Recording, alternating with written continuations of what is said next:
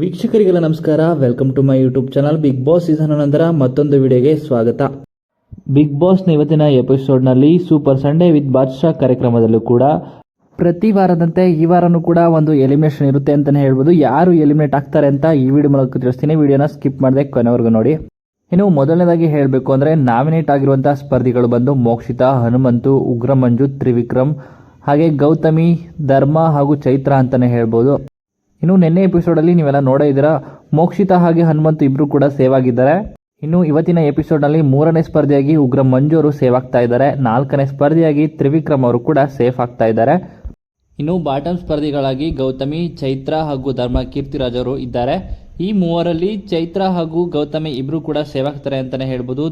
ಇನ್ನು ಧರ್ಮ ಕೀರ್ತಿರಾಜ್ ಅವರು ಈ ವಾರದ ಎಲಿಮಿನೇಷನ್ ಪ್ರಕ್ರಿಯೆಯಿಂದ ಎಲಿಮಿನೇಟ್ ಆಗ್ತಾ ಇದ್ದಾರೆ ಅಂತಾನೆ ಹೇಳ್ಬೋದು. ಬಿಗ್ ಬಾಸ್ ಮನೆಯಿಂದ ಧರ್ಮ ಕೀರ್ತಿರಾಜ್ ಅವರು ಹೊರ ಬರ್ತಿದ್ದಾರೆ. ಇದು ನಿಜಕ್ಕೂ ಬೇಸರವಾದ ಸಂಗತಿ ಅಂತಲೇ ಹೇಳ್ಬೋದು. ಧರ್ಮ ಕೀರ್ತಿರಾಜ್ ಅವರು ಫಿನಾಲೆವರೆಗೂ ಬರ್ತಾರೆ ಅನ್ನೋದು ವೀಕ್ಷಕರ ಕನಸಾಗಿತ್ತು.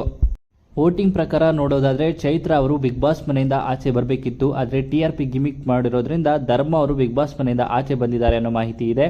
ಹಾಗೆಯೇ ಈ ವಿಡಿಯೋ ನಿಮ್ಗೆ ಇಷ್ಟ ಆಯಿತು ಅಂದರೆ ವಿಡಿಯೋಗೆ ಲೈಕ್ ಮಾಡಿ. ಬಿಗ್ ಬಾಸ್ ಸೀಸನ್ ನಂತರ ಇನ್ನಷ್ಟು ಹೆಚ್ಚಿನ ವಿಡಿಯೋಗಳಿಗಾಗಿ ನಮ್ಮ ಚಾನಲ್ಗೆ ಸಬ್ಸ್ಕ್ರೈಬ್ ಮಾಡಿ. ಹಾಗೆಯೇ ಧರ್ಮ ಅವರ ಬದಲು ಬಿಗ್ ಬಾಸ್ ಮನೆಯಿಂದ ಯಾರು ಆಚೆ ಈ ವಾರ ಹೋಗಬೇಕಿತ್ತು ಅಂತ ನಿಮ್ಮ ಅನಿಸಿಕೆಯನ್ನು ಕಮೆಂಟ್ ಮೂಲಕ ಕಮೆಂಟ್ ಮಾಡಿ ತಿಳಿಸಿ. ಇನ್ನು ಬಿಗ್ ಬಾಸ್ ಸ್ಪರ್ಧಿಯಾಗಿದ್ದಂಥ ಬಿಗ್ ಬಾಸ್ ಮನೆಯಲ್ಲಿ ಧರ್ಮ ಅವರ ವ್ಯಕ್ತಿತ್ವದ ಬಗ್ಗೆ ನಿಮ್ಗೇನು ಅನ್ನಿಸ್ತು ಅಂತ ನಿಮ್ಮ ಅನಿಸಿಕೆಯನ್ನು ಧರ್ಮ ಅವ್ರ ಬಗ್ಗೆ ಕಮೆಂಟ್ ಮೂಲಕ ಕಮೆಂಟ್ ಮಾಡಿ ತಿಳಿಸಿ.